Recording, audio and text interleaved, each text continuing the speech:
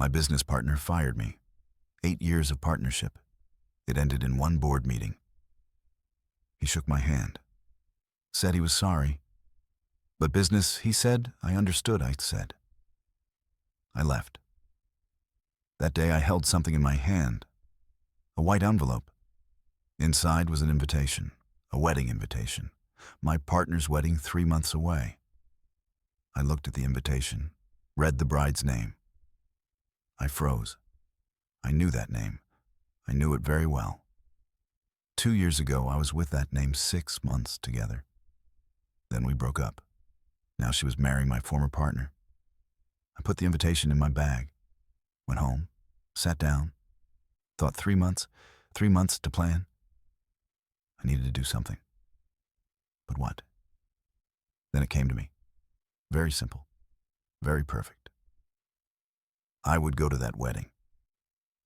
But before I went, I would do something. One phone call, one envelope. Those photos would change everything. My name is Owen Mitchell. I'm 33 years old. 3 months later, I went to a wedding. 1 hour before it started, everything exploded, exactly as I planned. My name is Owen Mitchell. I'm 33 years old. But this story starts 8 years ago when I was 25. I met Blake Hendricks at a startup accelerator program in Austin, Texas. We were both solo founders. I had a software idea. He had a marketing background. We started talking, realized our skills complemented each other. I could build, he could sell. Within 2 weeks, we merged our projects, formed a company, Hendricks Solutions, software as a service for small businesses, accounting and inventory management. Nothing revolutionary, but useful. We split ownership 50-50, equal partners, equal decision-making. For the first 3 years, we struggled, living on ramen, working from coffee shops. Blake handled sales and customer relations. I handled product development and technical operations. We were good together. He brought in clients. I built features they wanted. Revenue grew slowly. 10,000 a month, then 20, then 50. By year 4, we hit profitability, 100,000 monthly revenue. We hired our first employees, moved into a real office. Things were working. Blake was charismatic, good with people. Clients loved him. He'd take them to dinners, golf outings, built relationships. I preferred to stay behind code, optimize, improve the product. We balanced each other, or so I thought. Year 5, we raised our first round of funding. 500,000 from a local VC firm. Blake led the pitch. I presented the technical roadmap. They loved it. Invested. That money let us scale. Hired 10 more people. Expanded marketing revenue hit 300,000 monthly. Year 6, we raised another round. $2 million. Bigger VC firm from Silicon Valley. Company valuation hit 8 million. Blake and I each owned 40% after dilution. Investors owned 20% combined. Still good. We were building something real. Then things started changing. Blake became different. More focused on appearances, expensive suits, luxury car. He moved into a penthouse downtown, started dating models, posted everything on social media, living the founder lifestyle. I didn't care about that stuff. Kept my old apartment, drove my Honda, focused on work. But Blake's behavior affected the company. He'd miss meetings, show up late, spend more time networking than working. Revenue growth slowed. We plateaued at 400,000 monthly, not growing, not shrinking, just stuck. I tried talking to him. Blake, we need to focus, get back to building. He'd wave me off. We're doing fine. We need to be visible. Network. That's how you grow. But we weren't growing. Our competitors were. By year 7, I could see we were falling behind. Our product was good, but not great. We needed innovation. I proposed new features. AI integration mobile app redesign. Blake said no. Too expensive, too risky. He wanted to coast, maintain. I wanted to build. We started arguing. Board meetings became tense. Blake would override my suggestions, use his charm to win over the investors. They trusted him. The sales guy, not me, the technical guy. By year 8, I realized Blake saw me as a problem. I pushed for change. He wanted status quo. I was in his way. That's when he started planning. I didn't see it coming. Should have. But I trusted him, stupid. 3 months ago, Blake called a board meeting. Emergency, he said. Important strategic discussion. I showed up. Blake and the 2 investor board members were there. Blake stood up, gave a presentation about restructuring, about bringing in new technical leadership, about my performance issues. He had slides, metrics, carefully selected data showing my shortcomings, missed deadlines from 2 years ago, budget overruns on projects, technical debt in the code base, all true but lacking context. He made it look like I was incompetent. The investors listened, asked questions. I tried to defend myself, explained the context, showed countering metrics. But Blake had prepared. He had answers for everything. After 2 hours, they voted, 3-1. Me against? Blake and both investors for the decision was to transition me out. Effective immediately. I'd keep my 40% equity. But no longer involved in operations. Essentially fired, Blake walked me out, put his hand on my shoulder. Owen, I'm sorry. This is business. You understand? We'll still be friends. You'll still be an owner, just time for new direction. I nodded, shook his hand, left the office, went home, sat on my couch, stared at the wall. 8 years, built from nothing now, kicked out by my partner, my friend. I felt hollow, not angry, just empty. The next day, my assistant forwarded my mail. Inside was a white envelope, expensive paper, embossed. I opened it. Wedding invitation. Blake Hendricks and Claire Hartley. Request your presence at their wedding. June 15th, the Plaza Hotel, Austin, Texas. Claire Hartley. I stared at that name. Claire. I knew Claire very well. 2 years ago, Claire and I dated, 6 months. We met at an industry conference. She worked in marketing for a tech company. Smart, beautiful, ambitious. We clicked immediately, dated seriously, talked about moving in together. Then it ended. Mutual decision. Her career was taking her to New York. Mine was in Austin. Long distance wouldn't work.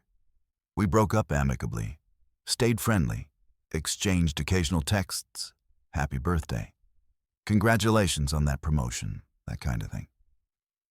Last I heard, she was back in Austin, working for some startup. I hadn't seen her in over a year. And now she was marrying Blake, my partner, former partner.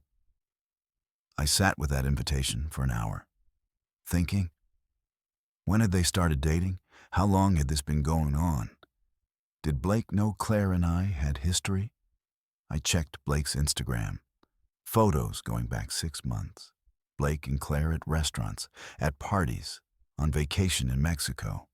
6 months they'd been together. 6 months. Which meant they started dating right after Blake began planning to push me out. Was that connected? Did Claire know Blake was going to fire me? Did she encourage it? Or was it just timing? I didn't know. But I knew one thing. Blake had taken my company. Now he was marrying my ex-girlfriend, and he'd invited me to watch. That felt deliberate, like rubbing it in, showing me he'd won. I could skip the wedding. That's what most people would do. Stay home. Move on. Let them have their day. But something in me said no. I wasn't going to hide. I was going to go. And I was going to do something I just didn't know what yet. The next day I called Claire. We hadn't spoken in months. She answered on the third ring. Owen? Hey, Claire. Congratulations. I got your wedding invitation. Oh, thanks. Yeah, we wanted you to be there. You and Blake are important to both of us. I paused. Both of us? You know Blake and I aren't partners anymore, right? He mentioned something about that. I'm sorry. It's business stuff, right? You're still friends. Sure. Friends. Claire, we should catch up before the wedding. Coffee? She hesitated, then agreed. We met 2 days later at a cafe downtown. Claire looked good, happy. She hugged me when we met, sat down, ordered lattes. So you and Blake, I said. How did that happen? She smiled. We met at a networking event 6 months ago. He was charming, funny. We started talking. He asked me out. It moved fast. We just clicked. 6 months and you're getting married. When you know, you know. She looked at me carefully. Is this weird for you? Us dating years ago? A little, I admitted. But I'm happy for you. Just surprised. Me too, honestly. But Blake is amazing. He's building something big with the company. He has such vision. Vision. Right. Claire, did Blake tell you why I'm not at the company anymore? She shifted uncomfortably. He said it was a mutual decision, restructuring. You wanted to focus on other projects. That's what he said. Yes. Is that not true? I leaned back. Claire, I'm going to be honest with you. Blake didn't just restructure. He pushed me out. Used the board to vote me out. Took control of the company we built together. Her face changed. What? Why? Because I disagreed with him. Wanted to innovate. He wanted to coast. So he got rid of me. Owen, I didn't know. He made it sound friendly. There's nothing friendly about it. 8 years. Partners. Friends. 1 board meeting, and I'm gone. Claire looked down at her coffee. I'm sorry, I really didn't know. I believe you. But I'm telling you now because you should know who you're marrying. Blake is charming, great at presentations, but he's ruthless. When you're in his way, he removes you. She was quiet for a long moment. Then she looked up. Are you trying to break us up? No, I'm giving you information. What you do with it is your choice. We finished our coffees. She left without saying much. I sat there thinking Claire didn't know the full story. Blake had lied to her, made it seem like I left voluntarily. That was useful information, but not enough. I needed more leverage. Over the next 2 weeks, I did research. I hired a private investigator, not to spy exactly, just to get information background on Blake's recent activities. The investigator came back with interesting findings. Blake had been traveling a lot in the past 6 months, investor meetings he'd told the company. But some of those trips were questionable. Vegas 3 times, Miami twice, always weekends. Always alone, I asked the investigator to dig deeper.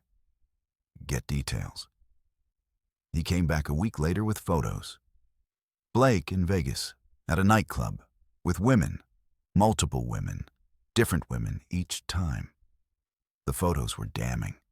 Blake with his arm around a woman at a bar. Blake leaving a hotel room with a different woman. Blake at a pool party surrounded by models. All time-stamped. All in the past 4 months. While he was dating Claire, while he was engaged to her, I looked through the photos carefully. None were explicitly sexual. But they were inappropriate for an engaged man. Especially the hotel room photo that was 2 months ago. Long after he'd proposed to Claire, I had what I needed. The question was what to do with it. I could send them to Claire now, break them up before the wedding. But that felt rushed, incomplete. I wanted Blake to feel what I felt. The rug pulled out from under him, the sudden loss of something he'd built. A wedding was perfect for that. Public, witnesses, family, friends, investors. Everyone he'd impressed with his charm, I would wait. 3 months. Let the wedding get close. Let Blake think everything was perfect. Then I'd show Claire, not privately. That would give Blake time to spin it publicly. At the wedding, no time to recover, no way to charm his way out. Just exposure, humiliation, loss, exactly what he deserved. I spent the next 2 months preparing. I confirmed my attendance at the wedding. RSVP'd, yes. Blake texted me. Great to see you'll be there, man. No hard feelings, right? None, I replied, just business. The wedding approached, invitations went out, saved the dates, venue booked, catering confirmed, 200 guests. The Plaza Hotel's grand ballroom. Blake spared no expense. Showing off, living the life. I watched from the outside, waiting. June 15th arrived, wedding day. I woke up early, put on my suit, navy blue. Picked up the envelope I'd prepared. Inside were printed photos, 20 of them. Blake in compromising situations. Time-stamped, dated, with a simple cover letter. To Claire. I'm sorry you had to find out this way, but you deserve the truth. These photos were taken over the past 4 months, while Blake was engaged to you. Make your own decision about whether to go through with this wedding, a friend who cares. I sealed the envelope, drove to the Plaza Hotel. Arrived at 11 a.m., wedding ceremony was scheduled for 2 p.m. Cocktail hour at 3, reception at 4. I had time. I checked into my hotel room, changed, went downstairs to the venue. The grand ballroom was being set up. Flowers everywhere, white roses, string lights, a massive arch at the altar, 200 chairs arranged in rows, staff buzzing around. Making final preparations, I walked through casually, observing, found the bridal suite. Claire was inside with her bridesmaids, hair and makeup, champagne, laughter. I couldn't go in, but I could leave something. I approached one of the hotel staff. Excuse me, I need to deliver something to the bride. Very important, the woman nodded. Of course, what is it? An envelope? For Claire. Needs to be delivered in the next hour, before the ceremony. She took the envelope. I'll make sure she gets it. I tipped her $50. Thank you. It's urgent. She nodded again. Assured me it would be delivered. I walked away, went back to the main area. Found a seat in the lobby where I could see the hallway to the bridal suite. Waited. Guests started arriving around 1 p.m. Blake's family, Claire's family, friends, business associates, investors from the company. Everyone dressed formally, smiling, excited. I recognized some faces, industry people, competitors, partners. Blake had invited everyone, show off his success, his beautiful bride, his perfect life. 1:30 p.m., the hotel staff member I'd given the envelope to walked toward the bridal suite, carrying my envelope. She knocked. Someone opened the door. The staff member handed over the envelope. The door closed. I waited. 10 minutes passed. 15. Then I heard shouting. Muffled but clear, a woman's voice, angry, raised. More voices, chaos. The bridal suite door flew open. Claire stormed out, still in her robe, hair half done, makeup running. She was crying, furious. Her bridesmaids rushed after her. Claire, wait. We can talk about this. Claire wasn't listening. She marched down the hallway toward the groom's suite. I followed at a distance, curious. She pounded on Blake's door. Blake, open this door. The door opened. Blake in his tuxedo, confused. Claire, what's wrong? She shoved the photos at him. What the hell is this? Blake looked at the photos. His face went white. Claire, I can explain. Explain? You've been cheating on me for months. Blake reached for her. Those are taken out of context. I was at business events. I didn't do anything. Then why are you leaving hotel rooms with women? Why are you at pool parties with models? Why are you lying? Claire's voice echoed down the hallway. Guests in the lobby could hear. People were turning, staring.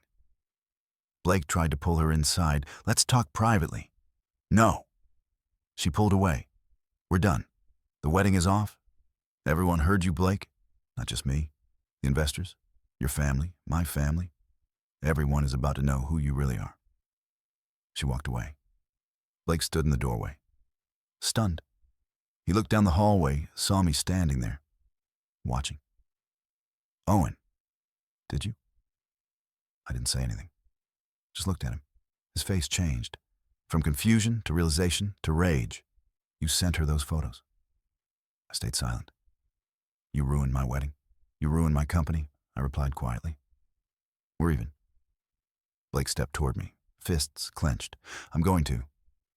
Security appeared. Hotel staff, sensing a problem. Sir, is everything all right? Blake stopped, looked around. Guests were watching. His family, his investors. He couldn't make a scene, couldn't throw a punch. That would make everything worse. He turned and walked back into his room, slammed the door. I went back to the lobby, sat down, watched the chaos unfold. Claire was in the bridal suite, crying, making calls. Her family gathered around her bridesmaids, consoling her. Blake's family approached the bridal suite, trying to talk to Claire, trying to smooth things over. Claire refused to see them. The wedding planner was frantic. What do we do? 200 guests. The ceremony starts in 30 minutes. Claire sent word through her maid of honor, the wedding is canceled. Please inform the guests. The wedding planner looked devastated, but nodded. Started making announcements. At 1:50 p.m., 10 minutes before. The ceremony was supposed to start. The wedding planner stood at the entrance to the grand ballroom, addressed the assembled guests. Ladies and gentlemen, I have an announcement. The wedding has been canceled. The bride and groom will not be proceeding today.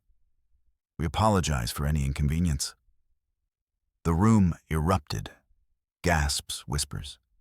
Confusion. Blake's mother burst into tears. Claire's father looked furious. The investors exchanged glances. Uncomfortable, embarrassed, I watched it all. From my seat in the lobby. Feeling nothing. No satisfaction, no joy, just calm. Blake had taken everything from me. My company, my partnership, 8 years of work. Now I'd taken something from him.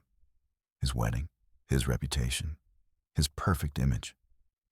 200 people had just witnessed his humiliation. The investors he'd impressed now saw him differently. The charming Blake they trusted had been exposed. A cheater, a liar. Not the man he presented himself to be. I stood up, walked toward the exit. As I reached the door, I saw Blake, standing in the hallway, alone. He looked broken, defeated. Our eyes met. He started to say something. I shook my head, walked out, got in my car, drove home.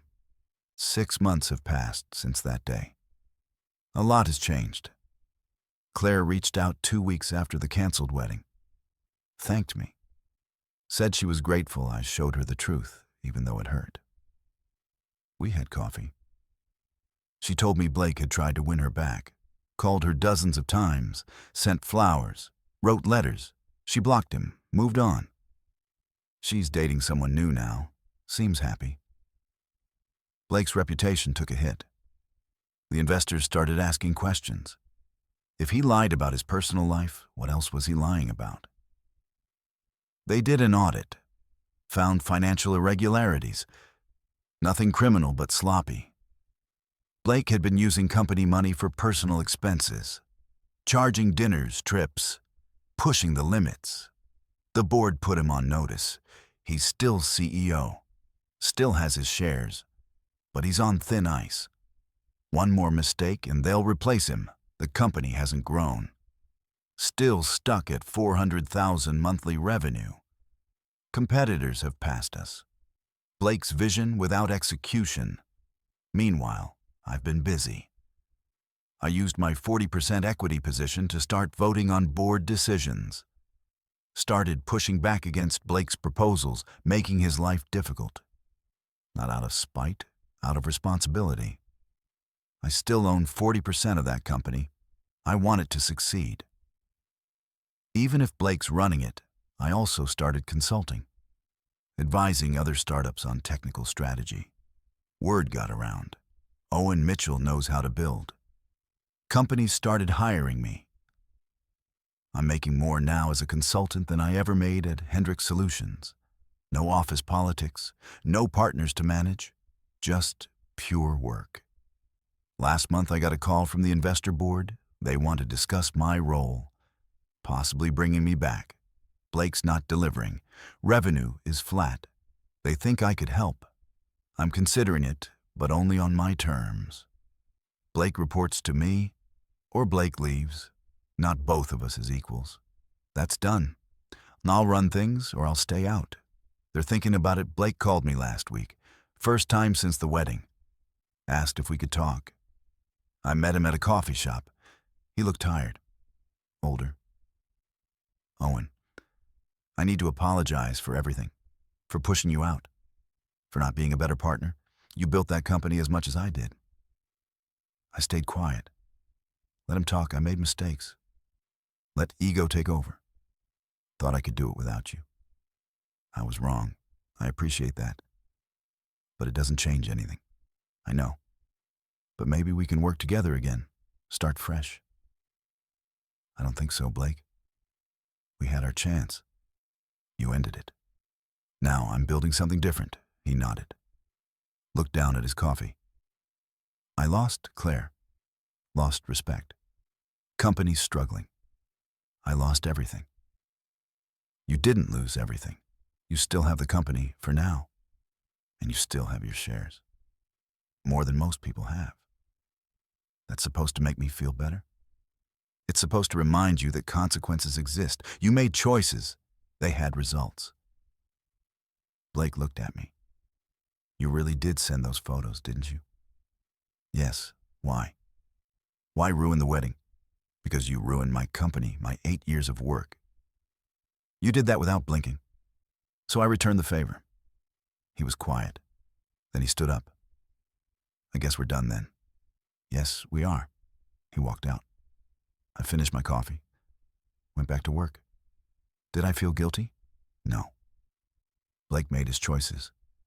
He could have been honest with Claire. Could have been loyal to me. Could have built the company together. Instead, he chose ego, image, control. I just showed people who he really was. That's not revenge. That's exposure. Some people think I went too far, that canceling someone's wedding is cruel. Maybe they're right. But Blake took 8 years of my life, fired me in front of investors, took credit for work we did together, then invited me to watch him marry my ex-girlfriend. That felt cruel too. I don't regret what I did. I waited 3 months, gave him every chance to come clean to Claire. To be honest, he didn't. So I did it for him. If anything, I did Claire a favor. She would have married a cheater, a liar, someone who put image above integrity. Now she's free. Building a life with someone honest, that's worth something. As for Blake, he'll survive. Men like him always do. He'll charm his way into another opportunity. Find another partner to betray another woman to impress. That's who he is. But he'll always know that I beat him. He thought he won when he fired me. Thought he got away with it. Thought he could take everything and I'd just disappear. He was wrong. I didn't disappear. I waited, planned, executed. And I took something he valued in front of everyone. That's the lesson. You can take from people, but they might take back. Not always the same thing. Sometimes something better. Sometimes something you value more. Blake took my company. I took his reputation. Fair trade in my book. My name is Owen Mitchell. I'm 33 years old. 6 months ago, I went to a wedding and destroyed it. 1 hour before it started, I made sure the bride found out her fiancé was cheating. The wedding was canceled. 200 people witnessed it. Blake lost his perfect day, lost Claire, lost respect. And I walked away clean. Some call it revenge. I call it balance. He made choices. I made sure people knew about them. That's not cruel. That's honest. And honesty always wins eventually, even if it takes 3 months and a wedding invitation to get there.